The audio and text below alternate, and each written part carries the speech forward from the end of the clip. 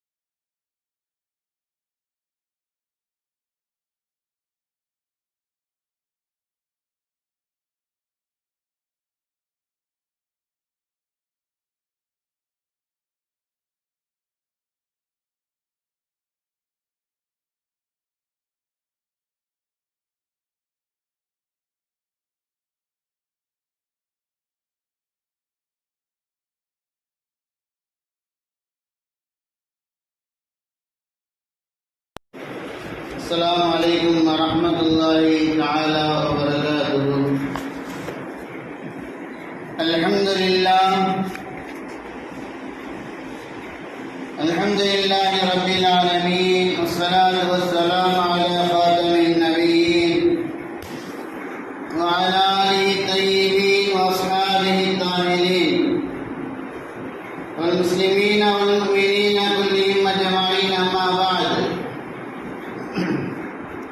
فأعوذ بالله من الشيطان الرجيم. بسم الله الرحمن الرحيم. إن أكرمكم عند الله أتقاكم. صدق الله العلي العظيم وصدق رسوله النبي الكريم. ونحن على ذلك من الشاهدين والشاكرين والحمد لله رب العالمين. புகழ் அனைத்தும் வல்ல இறைவன் அல்லாஹ் ஒருவனுக்கு சொந்தமானது.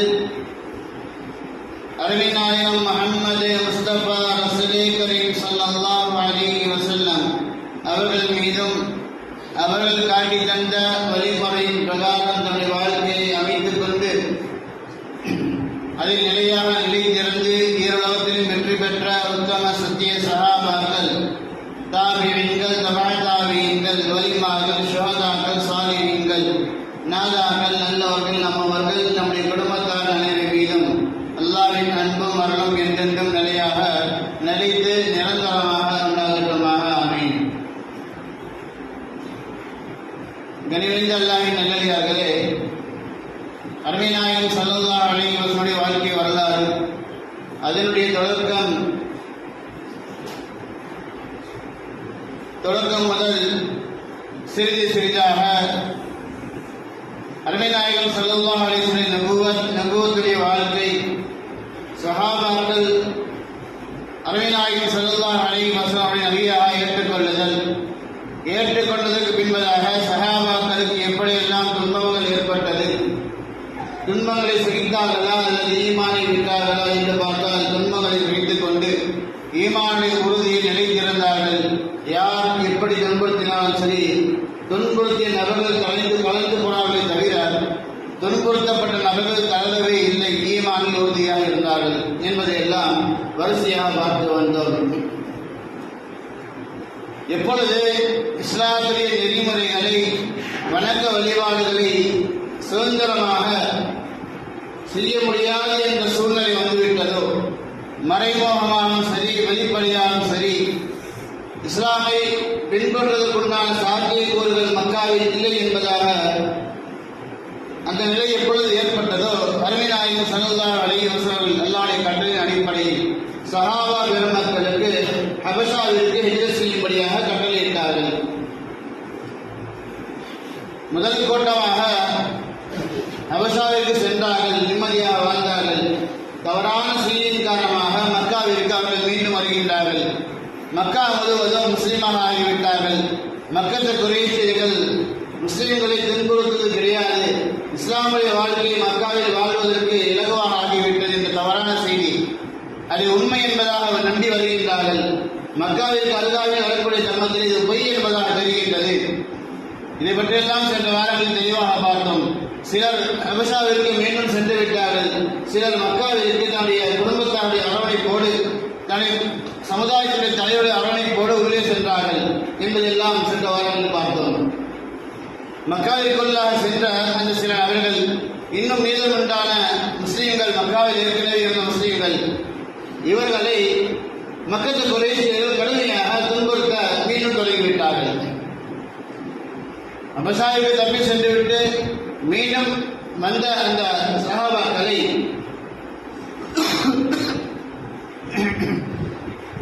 மக்கத்து குறைஷிகள் காபிர்கள் அதிகமாக துன்புறுத்தினார்கள், கடுமையான துன்பமாக துன்புறுத்தப்பட்டார்கள்.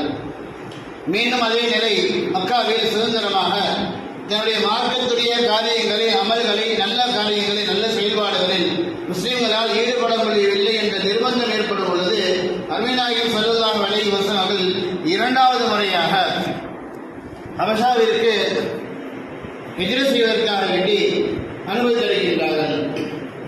அருமையானே, இப்பொழுது 83 ஆண்களும் 18 அல்லது 19 பெண்கள் இருக்கின்றார்கள். முன்னால் சென்ற ஹிஜ்ரத்தை போன்று இது இல்லை, மிகவும் சிரமமாக இருந்தது. ஏனென்றால் முன்னதாகவே முஷ்ரிக்கீன்கள் அறிந்திருந்தார்கள், ஏற்கனவே இவர்கள் தப்பி ஓடியது இருக்கின்றது, நாம் மீண்டும் துன்புறுத்துகின்றோம், இப்பொழுதும் அதே வாய்ப்பு ஏற்படக்கூடிய நிலை இருக்கின்றது. ஆகவே நாம் எச்சரிக்கையாக இருக்க வேண்டும். இவர்கள் எப்படியும் நம்முடைய துன்பத்தை விட்டு தப்பித்துவிடக் கூடாது, இஸ்லாமை அவர்கள் முழுமையாக கடைபிடிக்க கூடாது. சுருக்கமாக சொல்ல போனால் இவர்கள் நல்ல மனிதர்களாக வாழவிடக் கூடாது என்பதாக மக்கள் முஸ்லிம்கள் குறைஷியர்கள் பெரும் முயற்சி செய்கின்றார்கள். இவர்கள் எப்படியேனும் திரும்ப தப்ப முயற்சிப்பார்கள், தப்பவிடக் கூடாது என்பதாக முயற்சி செய்து கொண்டிருக்கின்றார்கள். அந்த சமயத்தில் அனுமதி கிடைக்கின்றது. மிக சிரமத்தோடு எப்படியோ சாத்தியமாகிவிட்டது.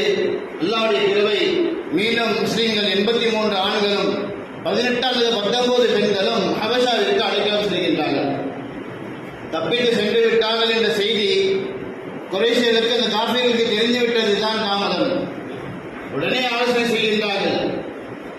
அவர்கள் கேள்விப்படுகின்றார்கள், மக்காவில் துன்புறுத்தப்பட்ட எல்லா முஸ்லிம்களும் ஹபஷாவிலே நஜ்ஜாஷி மன்னருடைய ஆட்சிக்கு கீழாக சந்தோஷமாக இருக்கின்றார்கள். அது மட்டுமல்ல, தன்னுடைய வணக்க வழிபாடுகளை நிம்மதியாக, எந்த ஒரு துன்புறுத்தலும் இல்லாமல், எந்த ஒரு சிரமமும் இல்லாமல் சந்தோஷமாக அவருடைய அல்லாஹ்வுடைய வணக்க வழிபாடுகளை, இஸ்லாமுடைய நெறிமுறைகளை பின்பற்றி வருகின்றார்கள் என்ற செய்தி அவர்கள் எட்டியவுடன் மிகவும் கோபம் அதிகமாகின்றது.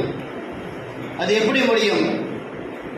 நம்முடைய நாட்டு மக்கள் நாம் துன்புறுத்திக் கொண்டிருந்தோம். அருமை நாயகம் ஸல்லல்லாஹு அலைஹி வஸல்லம் கொண்டு வந்த அந்த மார்க்கத்தை விட்டு நாம் அவர்களை தூரமாக ஆக்கிக் கொண்டிருந்தோம். ஆனால் இப்பொழுது அவர்கள் நம்மை விட்டு தப்பித்து தூரமாக சென்று வேறொரு அரசுடைய ஆட்சிக்கு கீழாக இருந்து கொண்டு இப்படியாக நிம்மதியாக வாழ்கின்றார்கள், அல்லாஹ்வை வணங்குகின்றார்கள் என்ற அந்த செய்தி கிடைத்தவுடன் கோபம் கொந்தளித்தது. திட்டம் திட்டுகின்றார்கள். 2 நபர்களை நாம் அனுப்பலாம், நஜ்ஜாஷியை நாம் சந்திக்க வைக்கலாம், சந்திக்க வைத்து இவர்களை பற்றி உண்டான குறைகளை மட்டும் சொல்லி அவர்களை நம்முடைய நாட்டிற்கு நாம் வரவழைத்து விடலாம் என்பதாக திட்டம் தீட்டுகின்றார்கள். அந்த திட்டத்தின் அடிப்படையில் 2 நபர்களை அம்ர் இப்னு ஆஸ் ரலியல்லாஹு தஆலா அன்ஹு, அப்துல்லாஹ் இப்னு அபூ ரபியா, இந்த இருவரையும் திட்டம் தீட்டி அனுப்புகின்றார்கள். நீங்கள் முஸ்லிம்களை அபஷாவில் இருந்து மக்காவிற்கு மீண்டு கொண்டு வர வேண்டும் என்பதாக திட்டம் தீட்டப்படுகின்றது. இருவரும் அந்த திட்டத்தின் அடிப்படையில் செல்கின்றார்கள். அனுப்பக்கூடிய தருணத்திலே கனிமத்து பொருட்களை, செல்வங்களை, அன்பளிப்புகளை கொடுத்து அனுப்புகின்றார்கள். நீங்கள் நேராக அரசரை சந்திக்க தேவையில்லை, முதலாவதாக மந்திரிகளை, குருமார்களை சந்தியுங்கள், அவர்களுக்கு இன்னென்ன காணிக்கைகளை அன்பளிப்பாக தாருங்கள், அதற்கு பின்பதாக அரசரை சந்தித்து அவருக்கு இன்னென்ன பொருட்களை, இன்னென்ன காணிக்கைகளை அன்பளிப்பாக தாருங்கள் என்பதாக சில பரிசு பொருட்களை கொடுத்து அனுப்புகின்றார்கள்.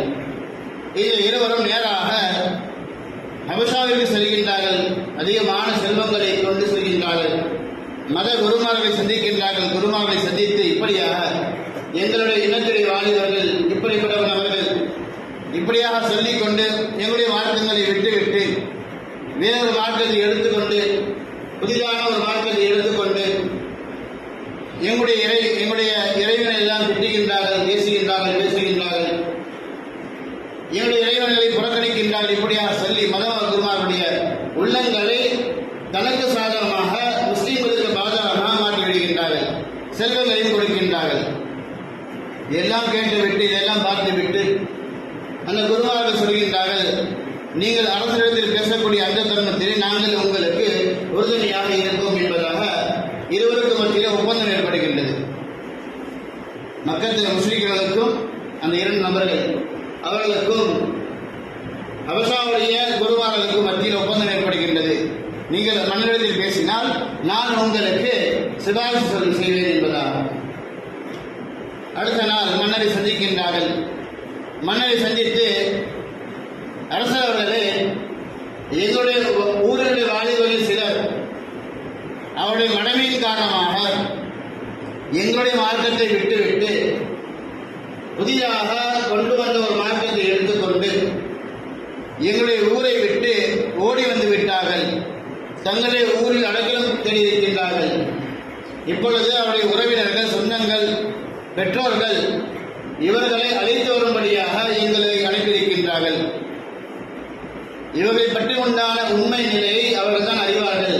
ஆகவே நீங்கள் இவர்களை இடத்தில் ஒப்படைத்தால் நாங்கள் அவர்களை அவருடைய உறவினிடத்தில் ஒப்படைத்து விடுவோம். இவருடைய நிலையை அறிந்த அவர்கள் இவர்களுக்கு தகுந்த சேவைகளை செய்வார்கள், உதவிகளை செய்வார்கள், நல்ல வழிக்கு கொண்டு வருவார்கள். இப்படியாக ஹபஷாவுடைய மன்னரிடத்தில், நஜாசியிடத்திலே வந்த இரண்டு நபர்களும் முஸ்லிம்களை பற்றி உண்டான செய்திகளை சொல்கின்றார்கள். அது மட்டுமல்ல, இவர்கள் எங்களுடைய மார்க்கத்தையும் ஏற்றுக்கொள்ளவில்லை. மக்காவில் எந்த மார்க்கம் இருந்ததோ அந்த மார்க்கத்தையும் அவர்கள் ஏற்றுக்கொள்ளவில்லை. ஹபஷாவில் இப்பொழுது நீங்கள் எந்த மார்க்கத்தை பின்பற்றுகின்றீர்களோ அந்த மார்க்கத்தையும் பின்பற்றவில்லை. எங்களுடைய மார்க்கத்தை விட்டுவிட்டு வந்தார்கள், இங்கு வந்தார்கள், உங்களுடைய மார்க்கத்தை பின்பற்றினார்கள் என்று பார்த்தால் அதுவும் இல்லை. எங்களுடைய மார்க்கத்தையும் பின்பற்ற மாட்டார்கள், உங்களுடைய மார்க்கத்தையும் பின்பற்றவில்லை. அதாவது ஈசா அலைஹிஸ்ஸலாமுடைய மார்க்கம். ஹபஷாவில் அப்பொழுது நபி ஈசா அலைஹிஸ்ஸலாமுடைய மார்க்கம் தான் சென்று கொண்டிருந்தது. அந்த மார்க்கத்தை பின்பற்றாமல் புதிதாக ஒரு மார்க்கத்தை இவர்கள் பின்பற்றுகின்றார்கள் என்பதாக இன்னும் நேற்று விடுகின்றார்கள். மன்னர் யோசித்துக் கொண்டிருக்கின்றார். மத குருமார்கள் எல்லாம் வாழ்த்து சொல்கின்றார்கள். ஏனென்றால் பரிசு பொருட்களை வாங்கிவிட்டார்கள்.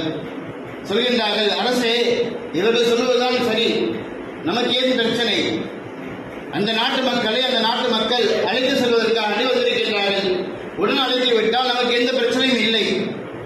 இவர்கள் சொல்லக்கூடிய வார்த்தைகள், செய்திகள் எல்லாம் சரியாக தோன்றுகிறது. ஆகவே நீங்கள் அவர்களை இவருடன் அனுப்பிவிடுங்கள் என்பதாக முஸ்லீம்களை அனுப்பும்படியாக ஹபஷாவுடைய குருமார்கள் நஜாஷி மன்னரிடத்தில் ஆலோசனை தருகின்றார்கள்.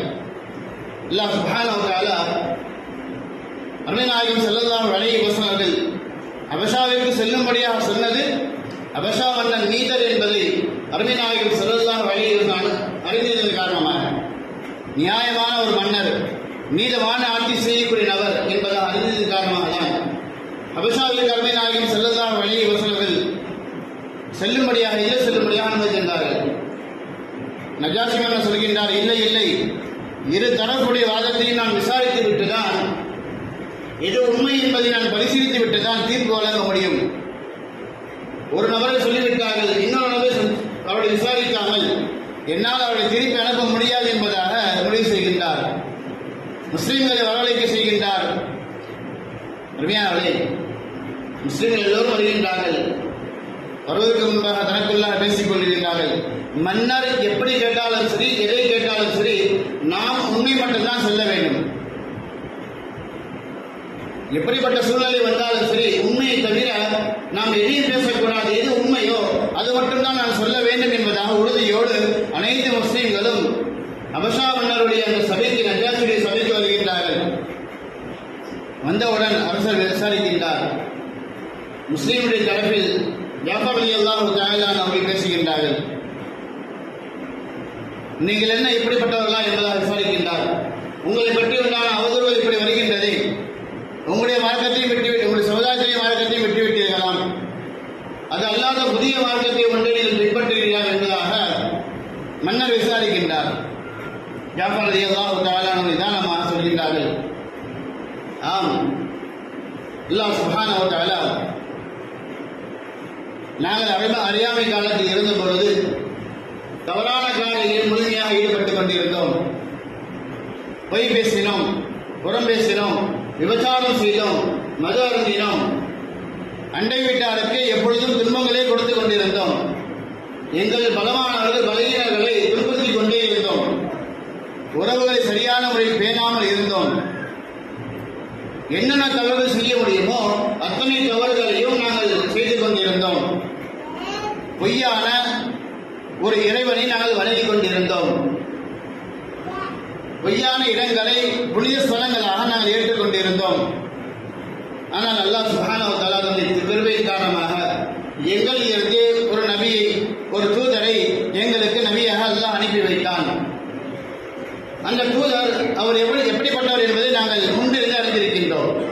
எங்களிலே பிறந்தார், உண்மையாளராக வளர்ந்தார், நீதமானவராக வளர்ந்தார், கெட்ட பண்புகள் இல்லாமல் நல்ல மனிதராக, எல்லா நற்குணங்களையும் புரிந்தவராக எங்களுக்கு மத்தியிலே அவர் வளர்ந்தவர். அல்லாஹ் சுப்ஹானஹு வ தஆலா அப்படிப்பட்ட புனிதரை எங்களுக்கு நபியாக அல்லாஹ் அனுப்பி வைத்தான். நாங்கள் அவரை நபியாக ஏற்றுக்கொண்டோம். அல்லாஹ் அல்லாத எந்த ஒரு இறைவனையும் வணங்கக்கூடாது என்பதாக எங்களுக்கு கட்டளையிட்டார். நாங்கள் அதை ஏற்றுக்கொண்டோம். அது மட்டுமல்ல, உறவுகளை பேணி வாழ வேண்டும் என்பதாக கட்டளையிட்டார். நாங்கள் எங்களுடைய உறவுகளை பேணி வாழ்ந்தோம். அண்டை வீட்டாருக்கு கண்ணியம் செலுத்த வேண்டும் என்பதாக அவர் கட்டளையிட்டார். நாங்கள் அண்டை வீட்டாருக்கு அவருடன் பேணி வாழ்ந்தோம். அநியாயத்தை விட்டுவிட்டோம். பொய் சொல்லக்கூடாது என்பதாக எங்களுக்கு கட்டளையிட்டார். நாங்கள் பொய்யை விட்டுவிட்டோம். மதுபானங்கள் குடிக்கக்கூடாது என்பதாக கட்டளையிட்டார். மதுபானங்களை விட்டுவிட்டோம். இப்படியாக என்னென்ன தவறுகள் இருக்கின்றதோ எல்லா தவறுகளையும் விட்டுவிட்டு நல்ல காரியங்களில் ஈடுபடும்படியாக எங்களுக்கு கட்டளையிட்டார். நாங்கள் அதை ஏற்றுக்கொண்டோம். எங்களுடைய முழு வாழ்க்கையும் அழகான நெறிமுறையின் பிரகாரம் நல்ல குணத்தோடு நல்ல பண்புகளோடு மாற்றினார். நாங்கள் அதை அனைத்தையும் ஏற்றுக்கொண்டோம். இது எங்களுடைய சமுதாயத்திற்கு பிடிக்கவில்லை. அதாவது மக்கா முழுவதும் ஒரு காலத்தில் எல்லா விதமான பாவமும் செய்த ஒரு நகரமாக இருந்தது.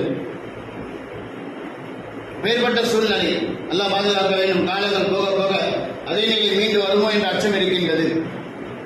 இப்பொழுதுள்ள சூழ்நிலை பார்க்கலாம், கேள்விப்பட்டிருக்கலாம். மக்காவின் இல்லம் நெட்களெல்லாம் பார்க்கலாம், செய்திகள் இப்படி பரவுகின்றது. ஹராமான காரியங்கள் மக்காவில், அந்த நகரங்களில் அதிகமாக நிகழ்வதன் காரணமாக, அதற்குண்டான ஏற்பாடுகள் செய்வதன் காரணமாக தான் அல்லாஹ்வுடைய கோபம் வருவதாக தகவல் பார்க்கின்றோம். மக்காவிலே எல்லா விதமான பாவங்களும் ஒரு காலத்தில் இருந்தது. அந்த நேரத்தில் சஹாபாக்களை அருமைநாயகம் ஸல்லல்லாஹு அலைஹி வஸல்லம் பாவம் மற்றவர்களாக மாற்றினார்கள். நாங்கள் நல்ல மனிதர்களாக வாழ்வது எங்களுடைய உறவுக்கு பிடிக்கவில்லை. ஆகவே அவர்கள் எங்களை அத்துமீறி துன்புறுத்தலானார்கள், அதிகமான துன்பத்திற்குள்ளாக்கினார்கள். அவர்கள் செய்த அத்தனை கொடுமைகளையும் அரசு சொல்கின்றார்கள். ஜாஃபர் ரலியல்லாஹு தஆலா அவர்கள் என்ன கொடுமைகள் செய்தார் என்பதை முந்தைய வாரங்களில் நாம் பார்த்தோம். எல்லா கொடுமைகளையும் ஜாஃபர் ரலியல்லாஹு தஆலா அவர்கள் அரசு சொல்கின்றார்கள். நாங்கள் நல்ல மனிதராக வாழ்வது இவருக்கு பிடிக்கவில்லை. மீண்டும் நீங்கள் எங்களை அனுப்பினால் இதே நிலை, அதே துன்பங்களை நாங்கள் மீண்டும் மக்களில் அனுபவிப்போம் என்பதாக சொல்லுகின்றார்கள். அப்பொழுது ஜாஃபர் ரலியல்லாஹு தஆலா இடத்திலே அபஷா அவருடைய மன்னர் நஜாஷி சொல்கின்றார், எங்களுடைய நாட்டிலே நீங்கள் நிம்மதியாக இருக்கலாம், நான் உங்களை மீண்டும் அனுப்ப மாட்டேன். என்னுடைய நாட்டிலே நீங்கள் நிம்மதியாக சந்தோஷமாக உங்களுடைய மார்க்கத்தை நீங்கள் பின்பற்றலாம். யார் உங்களை பகைத்துக் கொள்கின்றாரோ அவருக்கு கடுமையான வேதனை உண்டு என்பதாக 3 முறை சொல்கின்றார். யார் உங்களை பகைமை கொள்கின்றாரோ, யார் உங்களை துன்புறுத்துகின்றாரோ அவருக்கு கடுமையான வேதனை உண்டு என்பதாக 3 முறை சொல்கின்றார். இருவரும் சொல்கின்றார்கள், முதல் முயற்சி தோல்வியடைந்து விட்டது. மறுநாள் காலை மீண்டும் ஒருவர் வருகின்றார். இப்பொழுது மன்னருடைய உள்ளத்தில் ஆழமான ஒரு விஷயத்தை போட்டு எப்படியேனும் முஸ்லீம்களை நாம் அழைத்து செல்ல வேண்டும் என்ற எண்ணத்தில் வருகின்றார். வந்தவர் சபைக்கு வருகின்றார். அரசரே, நாங்கள் நேற்று சொன்னோம், அதை ஏற்றுக்கொள்ளவில்லை. இப்பொழுது நிலை என்ன என்று பார்த்தால், அவர் எங்களுடைய மார்க்கத்தை மட்டும் விடவில்லை, உங்களுடைய தூதர் ஈசா நபி அலைஹிஸ்ஸலாம் அவர்களை கூட அவரை பற்றி உண்டான தவறான செய்திகளையும் கூட அவர் பரப்பிக் கொண்டிருக்கின்றார்கள் என்பதாக கூறுகின்றார். அருமையாளே, மீண்டும் வரவழைக்கப்படுகின்றார்கள், விசாரிக்கப்படுகின்றார்கள். நேரம் குறைவாக இருக்கின்றது.